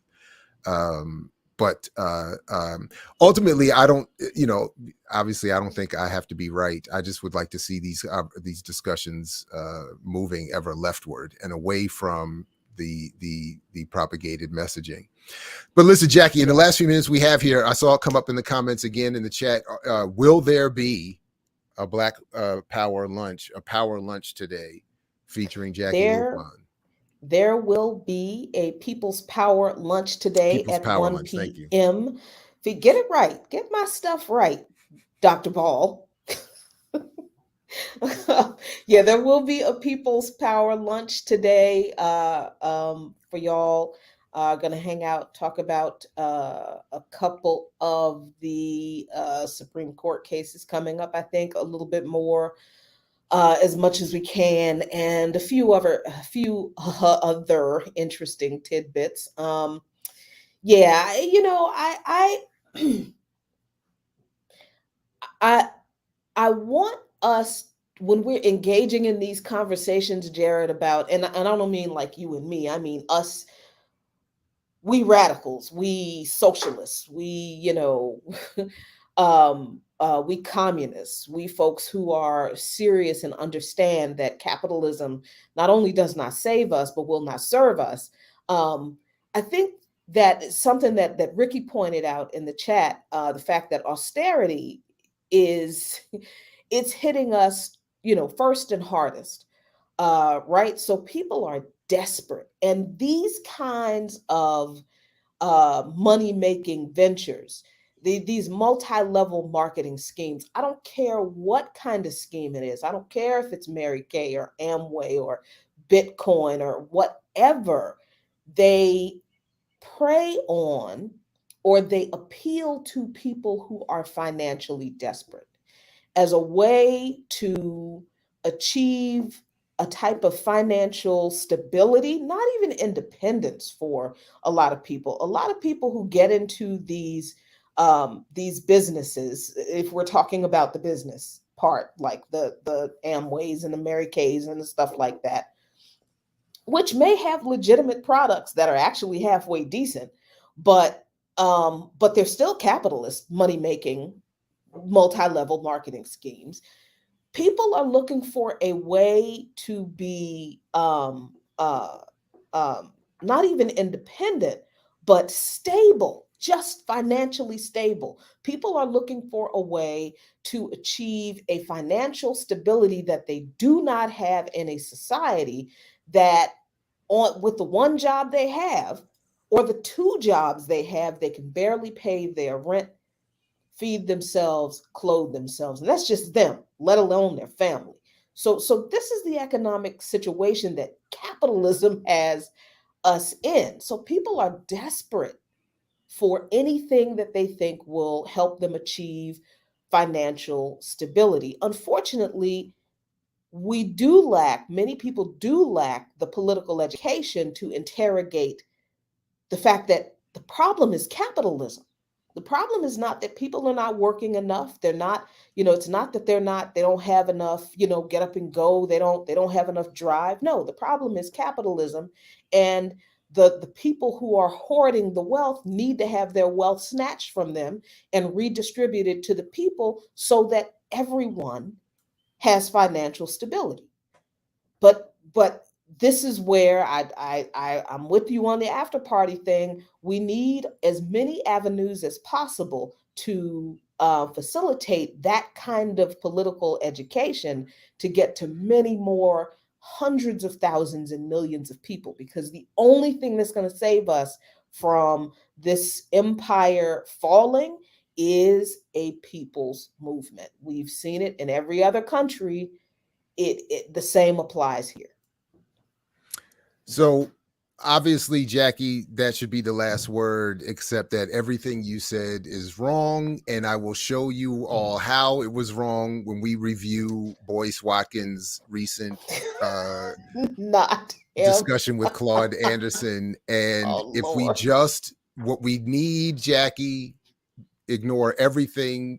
Listen to me, people. Ignore everything Jackie just said. What we need, including reference to my own arguments, what we need, we're both wrong. What we need is Boyce Watkins' liberation economy classes. We need to spend hundreds of thousands of dollars. Financial literacy. To get his courses, which we're going to talk about in a pop-up some point, maybe today, maybe tomorrow, but at a time that does not contradict the 1 p.m. People's Power lunch with Jackie Luqman and the 2:45 edition of Riot Starter with Kalanji Changa and Mahmoud Abdul Rauf, which is going to be fascinating as well. So exciting. Yes, and then, you know, so just make sure you have the bell linked, your notifications linked, so whenever things happen, you are reminded. And other than that, thanks again to Jackie, to the ear doctor, to even to Kamal, even to Kamal. Don't talk about my friend like that. Okay. Anyway, and of course, to the remixers out there, thank you very much. As always, as Fred used to say, Hampton, that is, to you we say peace if you're willing to fight for it. So peace, everybody. Catch you tomorrow for more Boom Bap Breakfast here at the Remix Morning Show, Black Power Media. Peace.